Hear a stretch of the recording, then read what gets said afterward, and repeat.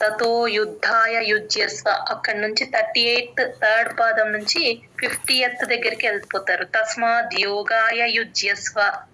ఇక్కడ 38 దగ్గర 50 అని, 50th దగ్గర 30th అని నోట్ చేసుకోండి. అలాగే నైవం పాపమవాప్స్యసి 38 4th పాదం నుంచి హిత్వా పాపమవాప్స్యసికి వెళ్ళిపోతారు. ఎందుకంటే మవాప్స్యసి సేమ్ ఉంది కాబట్టి 33కి వెళ్ళిపోతారు. 33 4th పాదంకి వెళ్ళిపోతారు. మవాప్స్యసి ఇక్కడ మవాప్స్యసి రెండు ఉన్నాయి కాబట్టి అటు ఇటు వెళ్ళిపోతారు. అందుకని 38 దగ్గర 33 అని, 33 దగ్గర 38 అని నోట్ చేసుకోండి. అలాగే 41 వ్యవసాయాత్మిక బుద్ధి.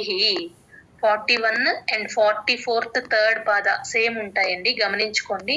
ఇది 41 వ్యవసాయాత్మిక బుద్ధి ఏకేహ కురునందన.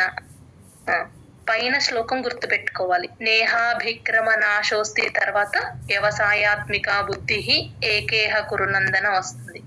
అలాగే ఇక్కడ భోగైశ్వర్య ప్రసక్తానాం 44th శ్లోకం భోగైశ్వర్య వచ్చినప్పుడు థర్డ్ పాదం వ్యవసాయాత్మిక బుద్ధి వస్తుందని గుర్తుపెట్టుకోండి.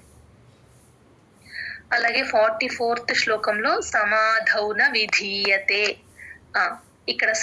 ఇక్కడ సమాధ వచల బుద్ధి, సమాధ సేమ్ ఉంటాయి. 53rd శ్లోకంలో సమాధ ఉంటుంది. కొంచెం అటు ఇటు వెళ్ళే ఛాన్స్ తక్కువే ఉంటుంది, కానీ ఒకసారి నోట్ చేసుకోండి.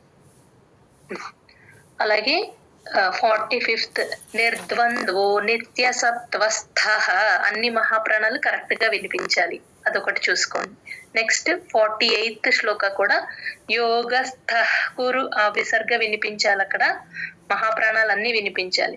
యోగస్థ కురు కర్మాణి సంగం త్యక్త్వా ధనంజయ సిద్ధ్య సిద్ధ్యో సమో భూత్వా సమత్వం యోగ ఉచ్యతే.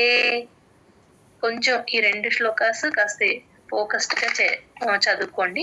అలాగే 52nd శ్లోకాలో శ్రుతస్య చ, అది పట్టుకోవడం అందరు వదిలేస్తారు, అది కూడా గమనించండి. జై గురు.